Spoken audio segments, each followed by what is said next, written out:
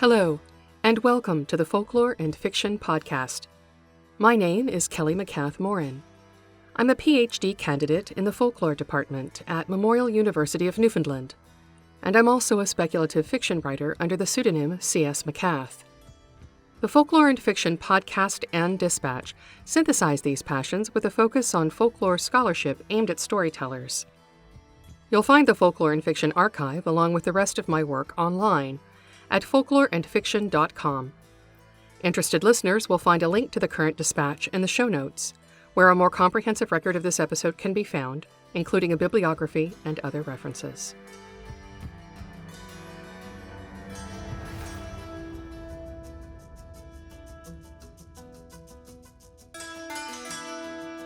In this episode, I'll be exploring ATU 450, Little Brother and Little Sister.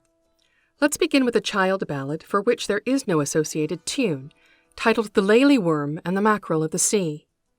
Francis James Child collected this ballad in the Scots language, and I'll be reading it in Scots, so listeners may want to consult the original text in this month's dispatch.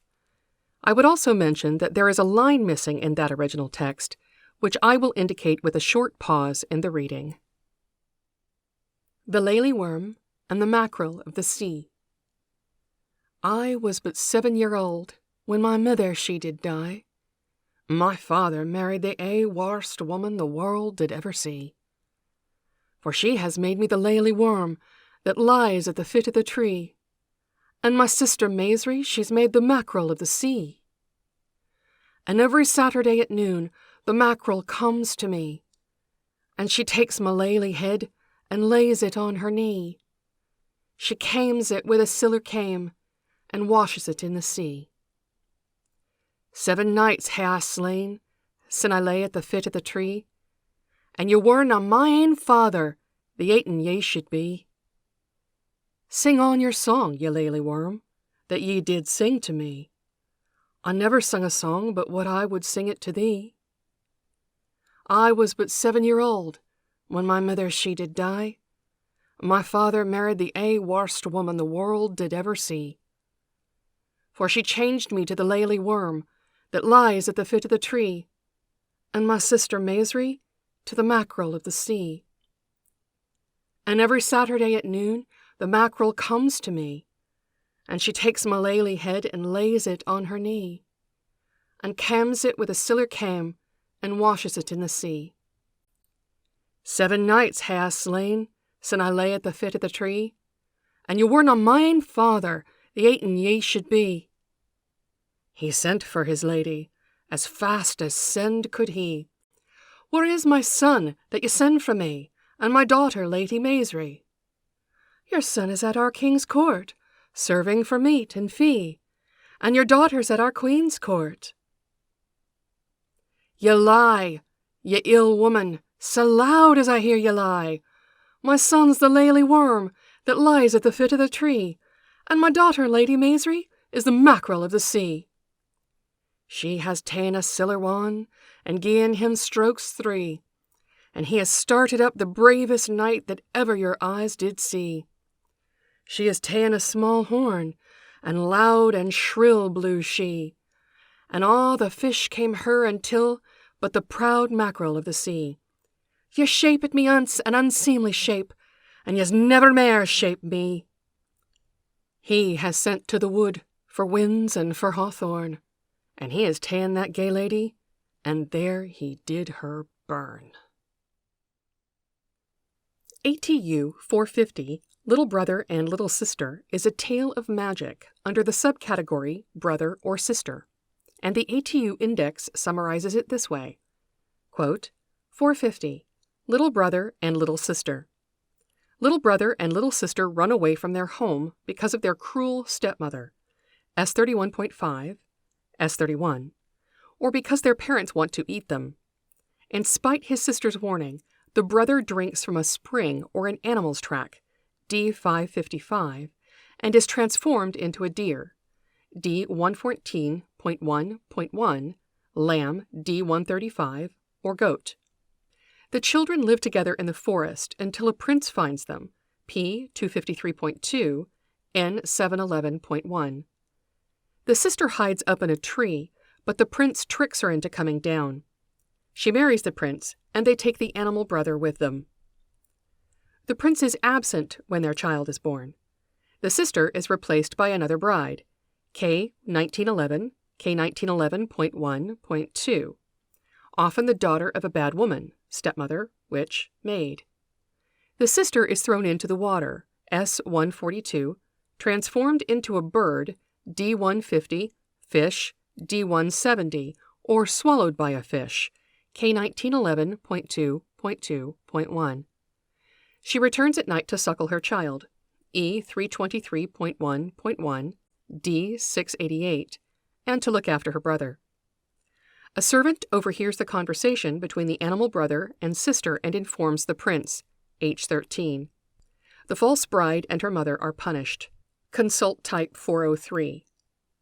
In some variants, the false bride and her mother want to kill the animal brother because they fear that the truth will be discovered. The cook saves him. End quote. Of interest, ATU 450 doesn't list Child Ballad number 36 as an example of the tale type. However, the Motif Index of Folk Literature does list it by volume and page number alongside AT 450 from the Types of the Folk Tale, a Classification in Bibliography, which is the predecessor of the plot index I use in folklore and fiction. Here's the entry, quote, P 253.2, Sister Faithful to Transformed Brother, Types 450, 451, Child 1 315F, end quote. I'll be addressing some of the other motifs in ATU 450 as part of this month's writing exercise, so let's move on to a bit more analysis for now. The Lely Worm and the Mackerel of the Sea is told from the perspective of a boy who has been transformed into a serpent by a wicked stepmother, who has also transformed his sister Maisry into a fish. In his time as a serpent, the boy has killed 7 knights, but spares his knightly father and tells him the awful truth. When the father challenges his wife to disclose the whereabouts of his children, she says they're serving at the court of the king and queen. But he knows better and presses her into changing them back into children. The wicked stepmother changes the brother into a young knight, but the sister refuses her magic. The ballad ends when the father punishes his wife by burning her alive. I selected this example because its provocative wicked stepmother and her equally wicked punishment open a window into the fairy tale depiction of women as villains. We know that Jacob and Wilhelm Grimm took pains to preserve the sanctity of biological motherhood by replacing evil mothers in the stories they collected with outsiders to the nuclear family. However, their first 2 volumes of collected tales, published in 1812 and 1815, did contain evil mothers. Notably, Snow White's biological mother is so jealous of her 7-year-old daughter's beauty that she tells a huntsman to stab the child to death and bring back her lungs and liver to be cooked and eaten. Francis James Child collected the Lely Worm and the Mackerel of the Sea from recitation in northern Scotland more than a decade earlier, in 1802 or 1803. But the stepmother in the ballad is not an editorial replacement for a biological mother. In fact, Child writes that, quote, somewhat mutilated and also defaced though it be, this ballad has certainly never been retouched by a pen, but is pure tradition, end quote. What interests me most about the Grimm's treatment of women in the 1812 and 1857 versions of Little Snow White is the relationship of their editorial changes to representations of power. In an effort to idealize Snow White's biological mother, the Grimms strip her of her flaws and kill her, leaving us with a woman who is good and weak, while the stepmother who takes her place is wicked and strong. But we can't lay the blame for this duality at Jacob and Wilhelm's feet alone, since it precedes them in traditional tales of magic, as we've seen in the Lely Worm and the Mackerel of the Sea. Mothers-in-law, queens, and witches are all potential sources of evil in these tales, and this potential grows with the power of the women themselves. Dead mothers and beautiful maidens are safe places to direct our sympathies because their power is limited. But living women, with life experience, sovereignty, and authority are not safe and cannot be trusted with the power they wield. When a woman's exercise of power is corrupt, as it so often is in these tales, she must be made an example to other women. Snow White's stepmother is forced to dance until she dies in iron shoes held to a fire until they glow, and the little brother and little sister's stepmother is burned alive. Fairy tale retellings are popular among storytellers and readers, but as I've mentioned before, editors often find them stale no matter how novel the adaptation or subversion might be. This problem can sometimes be solved by retelling lesser-known fairy tales, as I did with The Belt and the Necklace. But we don't need to borrow traditional plots to infuse a story with folkloric resonance. We can borrow motifs instead, those little chunks of story that recur in folk narratives. The motifs in this month's tale present a rich opportunity for just this sort of borrowing, so I'm pairing them with several story prompts generated by the Story Engine deck, created by Peter Czukowski. Here's how the deck works. There are 5 kinds of cards: an agent, an engine, an aspect, an anchor, and a conflict. Together, they create a complete story arc. Your mission is to select a prompt and a motif from the same category and write a story inspired by both of them. Yes, some of these prompts are mighty odd, and yes, it will be a challenge to combine them with a folk narrative motif. But the purpose of this exercise is to think sideways about folkloric storytelling, and I trust the Story Engine deck to help you do just that. That said, listeners may want to consult this month's dispatch for photos of the deck and a clearer representation of the categories. Here's an example. Prompt: an earth god wants to end a conflict with a complex machine, but they will have to release something they once locked away. Motif: this story should contain D114.1.1, Transformation, Man to Deer. Let's get started. Tell a story that includes one of these plots. A cleric wants to survive a government-backed body modification, but it will introduce a dangerous technology to the world. A musician wants to regain a wish-granting timepiece, but someone they love will pay the price. A fanatic wants to find the path home, and their only lead is a forbidden set of keys, but they must cross a line they swore they would never cross. A bully wants to destroy an eldritch museum, but they must face what they've been running from. And also includes one of these motifs. D114.1.1, Transformation, Man to Deer. D135, Transformation, Man to Sheep. D150, Transformation, Man to Bird. D170, Transformation, Man to Fish. D555, Transformation by Drinking. Explanatory note: transformation into an animal by drinking a substance like water from a magical pool where an animal of that kind has been drinking. D688, Transformed Mother Suckles Child. Explanatory note: a mother transformed into an animal suckles her child. And D323.1.1, Dead Mother Returns to Suckle Child. Tell a story that includes one of these plots. A mimic wants to catch a serial killer whose calling card is a hovering music box, but they must confront a ghost of the past. An archivist wants to end an obligation to a sentient shrine, but a terrible secret will come out. An addict wants to gain the power of a life-giving incantation, but they must convince an enemy to help them. A designer wants to draw attention to a radioactive set of riot gear, but they will have to betray a friend.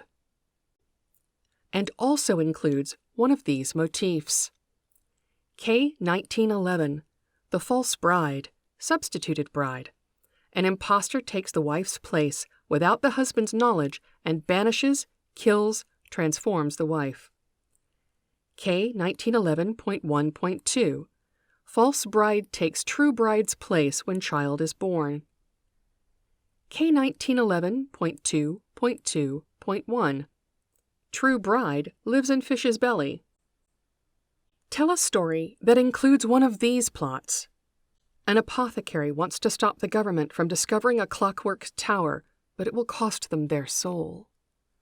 A blacksmith wants to escape the trap of a mobile inn, but it will cost them their last connection to humanity. A rogue wants to solve a murder, and their only lead is a monster-slaying shotgun, but they will have to invite something evil inside. A professor wants to light the powder keg of revolution with a clever broadcast, but it will put someone innocent into the crossfire. And also includes one of these motifs. N711.1. King, Prince, finds maiden in the woods, tree, and marries her. P253.2. Sister faithful to transformed brother. S31. Cruel stepmother. S31.5. Girl persuades her father to marry a widow who has treated her kindly. S142. Person thrown into the water and abandoned. That's all for now. Thanks so much for your time. Join me next month for the Winter Solstice Dispatch and Podcast, which are devoted to folkloric elements in my own work.